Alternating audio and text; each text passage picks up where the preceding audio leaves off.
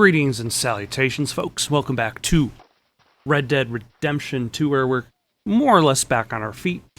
We've got a few health tonics, health cures, we've got some bitters, we've got some chewing tobacco for some reason, still have some health provisions, probably don't have much in regards to horse cures or whatnot, so, there's that. We got a whole bunch of guns, some of which are in terrible condition, some of which are not, but that should be enough to suffice. Make any sense? Oh, sure. Seems easy enough, I think. How hard can it be? You just insert A and a B. Just to be safe, I'll do the reading and planning, and you do the building. How did I know you'd try to weasel out of doing any work? And then, like, take boards B and 1, 2, 3, and 4, and just slap them together. Use what I've got, which is a brain. It's like an IKEA house. Ooh. Which is less of a brain. Let's get started. Well, first thing it says the foundation, which involves moving those heavy wooden joists. Definitely not a job for a man with terminal lumbago, unless you want to dig a 6-foot deep hole for me when the workday's over. I can take care of that. Oh, here comes Charles. Maybe he can lighten the mood a little. How'd you get on? He'll be back, but not for a while. Charles, dear boy, John needs help moving these joists. Now, come on. Get a move on. We gotta get started before the rains come. You're very annoying. He's right. We should get on with this. Yep. And I suppose this gives Charles a little bit more direction in his life than throwing fights for cash.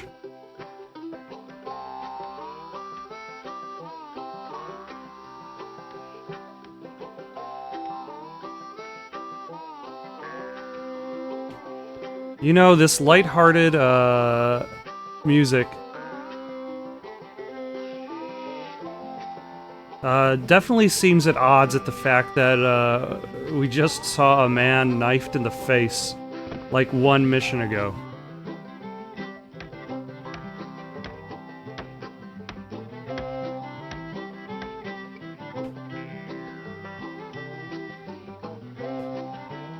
When did we slap down all those bricks?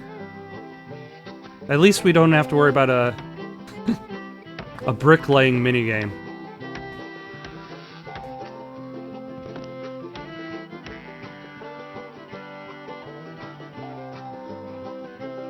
Well, let me have a rule and a saw and a board and I'll cut it. I'll climb up a ladder with a hammer and a nail and I'll nail it. See, this is what I was expecting more of the epilogue to be.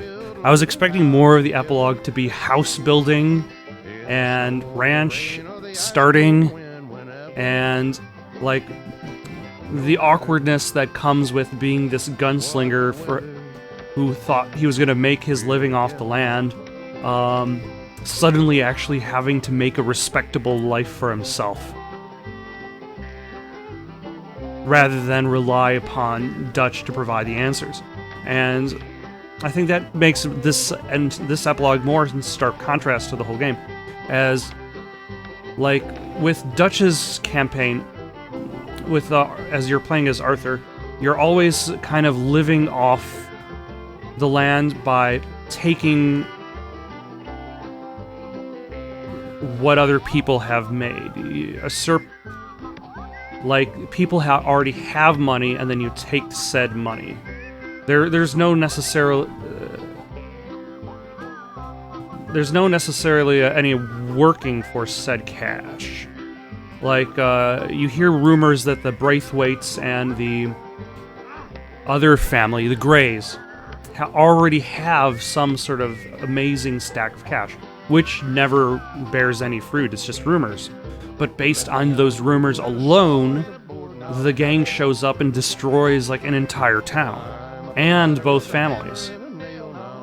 Whereas, like, in the first epilogue, John is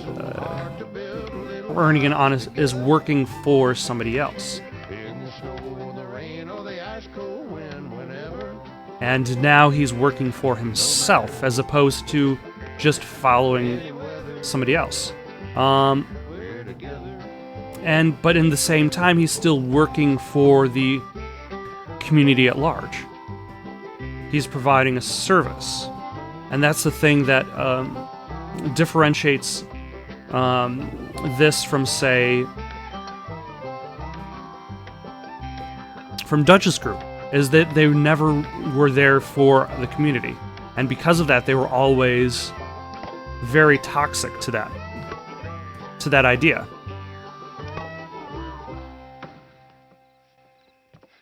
Also, maybe the game should not have the same button they expect you to just mash over and over again throughout the entire level also be the skip cinematic button.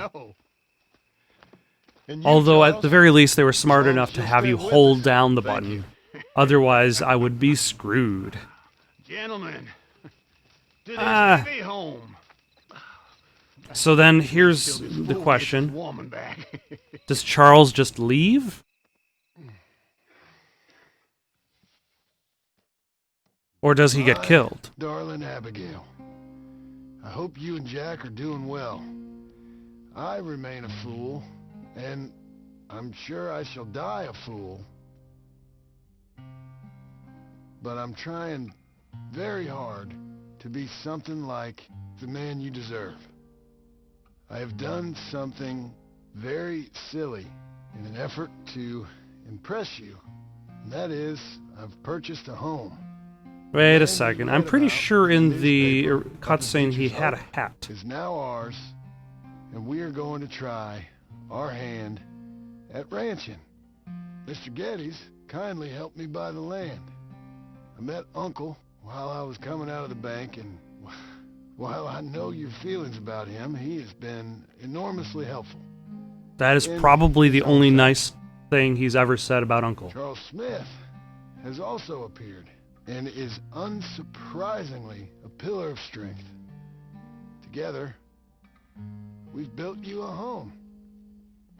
I hope soon to show it to you. Where did we find that And the skull? boy, more than I can express. Please, come back to me. Yours always, John. Are those pre-baked cutscenes? And that's why John doesn't quite look like what he did in the original cutscenes, which involved my own character?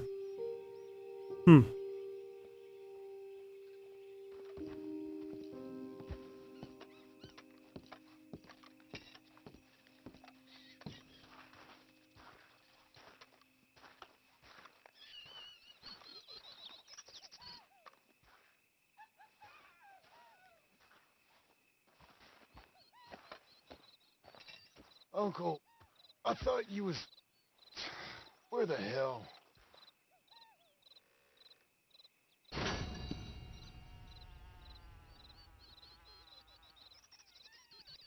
Alright. Got the house built. Hammered nails with 80% accuracy. And completed in 3 minutes and 35 seconds. With trials and tribulations like that, no wonder I can actually succeed. In the meantime, got some more Red Dead Redemption 2 coming up later. Quantum Solace on PlayStation 2 turning this weekend. Got any suggestions for someone to play next? Leave them down in the comments below. Don't forget to like and subscribe, and have yourselves a good night.